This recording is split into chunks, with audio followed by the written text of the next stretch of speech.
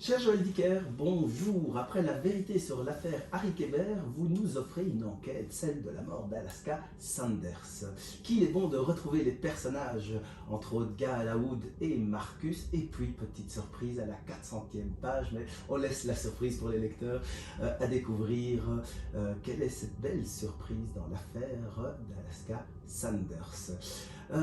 C'est toujours étonnant de mettre un auteur au cœur d'une enquête policière. Non, c'est pas étonnant. Pour moi, c'est un moyen de raconter une enquête de l'intérieur et d'avoir surtout une enquête à laquelle le lecteur pourra s'identifier parce que c'est une enquête qui est dépourvue de tous les artifices ou de toutes les technologies extraordinaires dont la police dispose aujourd'hui. Et je trouve que la technologie policière, qui en termes est extraordinaire, quand on voit ce que les policiers peuvent faire en prouvant que quelqu'un était ici grâce à son téléphone portable, qui a borné sur une antenne téléphonique, donc ils sont capables de toute une sorte de choses, mais qui moi me dépassent complètement. Moi, ce que j'aime, c'est que quand on enquête, on force une porte et on entre on prend un petit journal, on prend des notes, on photocopie, vous voyez, tout ce genre de choses qui est remplacé aujourd'hui par du hacking, par des adresses IP, par des choses beaucoup moins romanesques. Donc pour moi, avoir un écrivain, avoir un non-flic dans une enquête, c'est la garantie de rester dans une enquête à taille humaine. Alors c'est une récidive pour Marcus, mais tout le monde ne voit pas d'un bon oeil son retour dans une enquête policière. Non, évidemment, le Marcus Goldman, il mène une enquête en 2008. Il bouleverse un peu les codes et il bouleverse un peu aussi la hiérarchie policière dans le New Hampshire parce que au début, on ne veut pas de lui, mais comme il met le doigt là où ça fait mal et que son enquête avance, la police est obligée de faire équipe avec lui. Et rebolote 2 ans après, dans cette nouvelle enquête, qui l'emmène lui, mais qui l'emmène, il est un peu au début, il est un peu trompé parce qu'il y a un des chefs de la police qui est face, sans en dire trop, mais qui est face à un grand dilemme. Il se pourrait qu'une bavure policière soit à l'origine d'une condamnation erronée. Or, il ne veut pas dénoncer cette bavure parce qu'il ne veut pas se mettre tous ces policiers à dos. Il veut d'abord être sûr de ce qui a pu se passer. Avant de semer le trouble, il veut voir si ces accusations sont fondées. Et donc, au lieu de demander à un policier et de risquer d'ouvrir déjà la boîte de Pandore, il va demander à Marcus qui va faire entre guillemets, le sale boulot de façon officieuse. Alors déjà dans l'affaire Harry Kéber, c'était une enquête sur la disparition de Nola, mais en 1975, et ici aussi on est 11 ans après les faits. C'est toujours pour perdre un peu le lecteur ou les enquêteurs de faire des enquêtes quelques années après les faits. Non, c'est pas pour perdre du tout. Et d'ailleurs, tout ce que je veux, ou ce que je veux surtout pas, c'est perdre les enquêteurs ou les lecteurs, ou perdre dans le sens où on sache plus où on en est, qu'on soit paumé, c'est pas du tout le but. Moi, ce qui m'intéresse dans le temps qui passe, c'est ce qui révèle des personnages. Et comme, alors vous avez raison, ce sont des polars, il y a une enquête, mais il y a aussi toute une histoire de ces personnages et d'un morceau de leur vie, et de raconter les répercussions qu'un événement important va avoir sur leur vie, que ce soit les flics, que ce soit la famille de la victime, que ce soit la famille du meurtrier. Il y a un bouleversement qui se passe, et je trouve qu'un bouleversement, on peut l'analyser vraiment seulement sur la durée. Le bouleversement, d'abord, c'est un choc, et donc les gens, chacun réagit à sa façon, mais parfois de façon plus ou moins brutale, ou plus ou moins extravertie ou introvertie. Donc, on ne peut pas vraiment juger l'onde de choc au moment où elle est envoyée dans la vie des gens. Il faut du temps. Et donc moi, je trouve que ce temps, il est un allié pour raconter des vies, pour raconter des personnages, et pour justement raconter des histoires de vie. Galaoud et Marcus s'adorent. Et en fait, même si les mots dans la bouche de Galaoud sont très retenus, c'est important cette relation d'amitié qui se tisse au fil des jours, au fil des enquêtes. Oui, c'est important parce que ça raconte une amitié comme je les aime et comme elle compte, je crois vraiment dans la vie, c'est-à-dire une amitié inconditionnelle, qui n'est pas liée à des attentes, qui n'est pas liée forcément à une expression, dans tous les jours de grandes affirmations, de tu es mon ami, tu es unique, mais savoir être là quand l'autre a besoin de ça. Et je trouve que c'est une amitié qui donne beaucoup de sens à la vie. Ouais. On est dans un monde où on est beaucoup dans le paraître, et donc on a des amis sur Instagram ou sur les réseaux sociaux, mais on ne sait plus très bien qui sont nos vrais amis. Et même moi, des fois, je me dis, vous savez, je vois des fois sur Insta des gens qui font des déclarations à leurs amis parce que c'est leur fête, leur anniversaire ou je sais pas quoi, et disent, ils mettent des tas de photos en disant bon anniversaire, mon ami, mon meilleur ami, tu es unique, ça. Et moi, je vois ça, je me dis, mais oh, je fais jamais ça pour mes amis. Est-ce que je suis un mauvais ami? Je me dis, mais non, parce que c'est pas la déclaration, c'est pas le flonflon, c'est pas les artifices qui comptent. C'est savoir être là quand les gens ont besoin de vous. Déjà dans l'affaire Harry Kéber, il y a l'ombre des mouettes qui plane sur le roman, et puis ici aussi on en parle. Que suscite votre admiration pour ces animaux, ou en tout cas pour les personnages? Non, elle est un liant. Alors, elle était un liant dans Harry Kéber parce qu'elle était le lien d'abord entre Nola et Avec Harry, Lola, et ouais, puis ouais. ensuite entre Marcus et Harry. Donc, il y avait ce lien-là. Et il y a ensuite cette prolongation parce que, sans en dire trop, mais Harry Kéber revient dans ce livre. On le laisse dans La vérité sur l'affaire Harry Kéber, on le laisse quand il est parti de chez Marcus. Ils se sont disputés un peu, enfin, il y a une fin très abrupte. Et Harry veut recontacter Marcus, il ne sait pas très bien comment le faire et comment le faire bien, donc il va utiliser un symbole, et un des symboles qui le lie, c'est la C'est la mouette. mouette. Il y a un thème très difficile, celui de la peine de mort, évidemment, en fonction aussi des états, vous le rappelez, il y a plusieurs choses, l'injection, la chaise électrique, et puis la pendaison. J'ai été étonné. Oui, vous savez, les Américains ont tout un arsenal de méthodes. Il y a la chambre à gaz, il y a le peloton il y a la fusillade, qui je crois plus tellement utilisée, mais certains États, le condamné peut encore choisir. L'idée, c'est voilà, c'est de montrer qu'on a, on est quand même dans un monde où parfois on a besoin que l'opinion se réveille.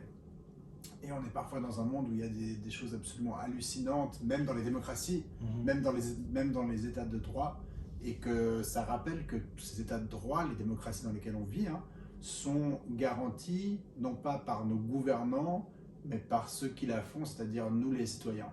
Et qu'on a un devoir citoyen de nous élever contre ce qui ne va pas, contre ce qui nous choque, et d'être des démocrates actifs en votant, en étant présents aux urnes. Manifester pendant 11 ans devant les prisons, ça peut servir, ça porte ses fruits.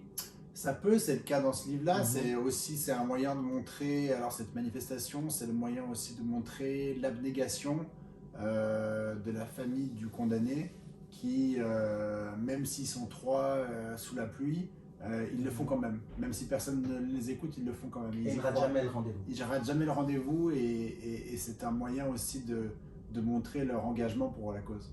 Avec Alaska Sanders, vous nous emmenez dans une course à la recherche de la vérité, du coupable ou des coupables, mais comme à votre habitude, tout le monde peut être coupable dans la lecture. Est-ce que vous le savez, vous, au moment de l'écriture? Je vous ai écouté aux grosses têtes.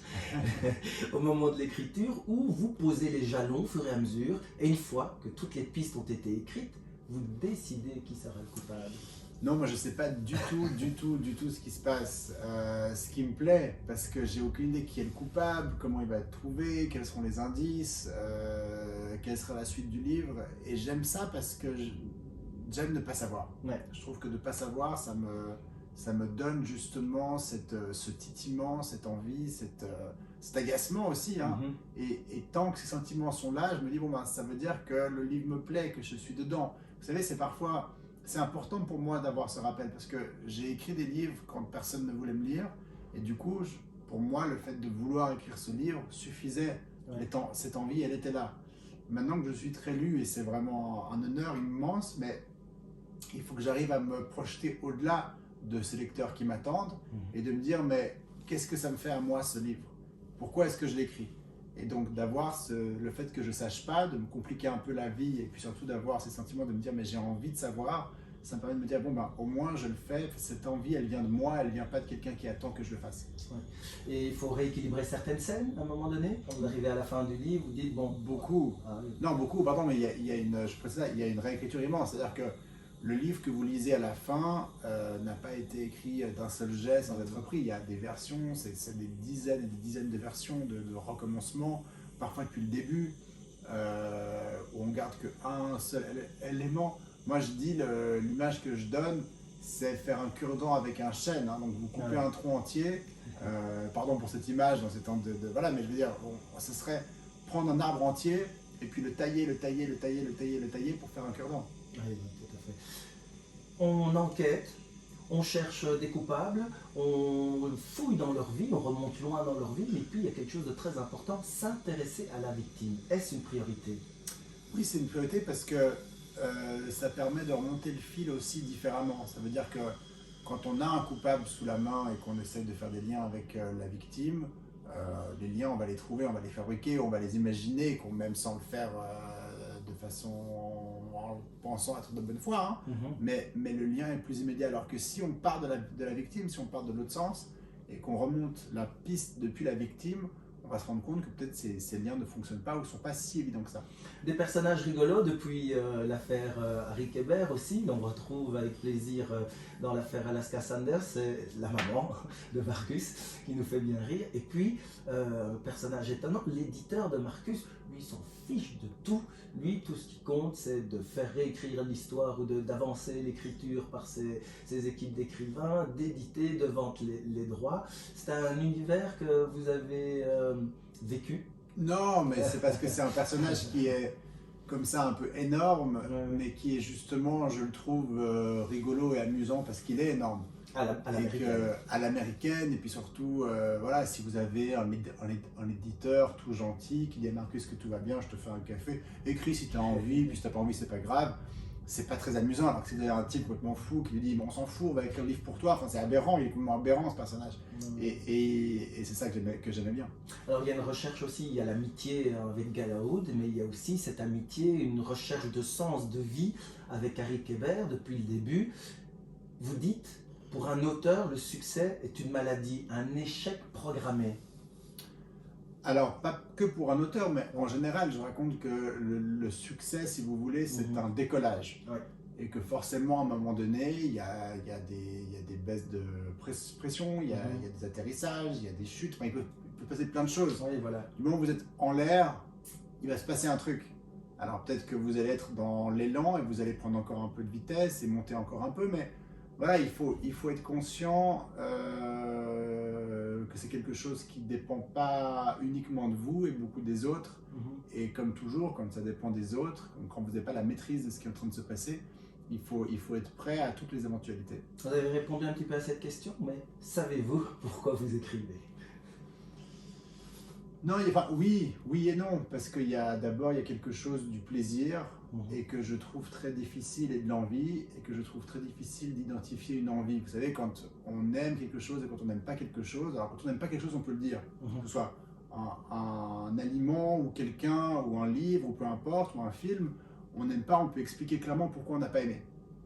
Quand on aime, c'est plus difficile, parce que ce sont des émotions qui sont beaucoup plus difficiles à identifier et à être clair avec ça. Si tout d'un coup, à midi, vous avez faim, vous dites qu'est-ce que je vais manger, puis vous promenez dans la rue, puis vous voyez une pizzeria, vous dites ah tiens, j'ai envie d'une pizza, vous ne pouvez pas expliquer cette envie. Elle est là, elle est en vous, elle vient de quelque part, mais elle est en vous. Est-ce qu'elle est née de vos souvenirs de pizza? Et je ne sais pas, mais ça, c'est pas explicable. Et donc pour moi, c'est pourquoi j'écris. Il y a toute partie de l'envie que je ne peux pas expliquer. C'est quelque chose qui ne s'explique pas ou qui ne se concrétise pas vraiment dans des mots. Mais il y a aussi tout le plaisir, et ça je peux l'expliquer mieux, de vivre une vie dans la vie, c'est-à-dire c'est un plaisir de lecteur. J'aime lire parce que quand je lis, je ne suis pas dans mon salon ou dans le bus ou dans le train, je suis dans un roman. Et donc l'idée, grâce au roman, de pouvoir vivre des vies dans la vie, quelque chose qui me plaît beaucoup, beaucoup. Et pour finir, Rosie et Wolf. Rosie et Wolf, c'est la maison d'édition que j'ai créée après la fermeture de la maison qui me publiait, l'édition Bernard de Fallois en France. Bernard de Fallois, un homme à qui je devais tout, qui a publié mes livres, qui a fait le succès de Harry Kéber et des suivants, qui est décédé en 2018. Et à sa mort, il a demandé que sa maison ne lui survive pas. Et donc la maison de Bernard de Fallois a fermé. Et j'ai dû trouver une autre route pour mes livres. Et donc j'ai décidé de créer ma propre maison en souvenir de Bernard, par fidélité pour Bernard. Je ne voulais pas le trahir en allant chez quelqu'un d'autre. Et expliquez-nous un peu les deux noms que vous avez choisis. Oui, choisis. Rosie et Wolf, pardon. Ouais. Rosie et Wolf, c'est l'idée de lire, d'écrire, de lire et faire lire. Je voulais que cette maison ait un nom qui soit quand même personnel et qui se rattache à moi. Je voulais pas qu'elle s'appelle les éditions Joël Dicker, qui dit Joël Dicker, ça aurait été un peu nul. Donc Rosie et Wolf, moi j'aurais trouvé ça nul. Donc Rosie et Wolf, c'est l'idée de... Rosie était une amie de la famille qui m'a donné, quand j'étais enfant, vraiment envie de lire. Wolf était le deuxième nom de mon grand-père qui a écrit à la fin de sa vie un livre et qui m'a donné, moi, enfin, je me suis dit, mais est-ce que moi aussi je peux écrire un livre une fois? Donc ce sont des souvenirs d'enfants qui me ramènent à lire et écrire.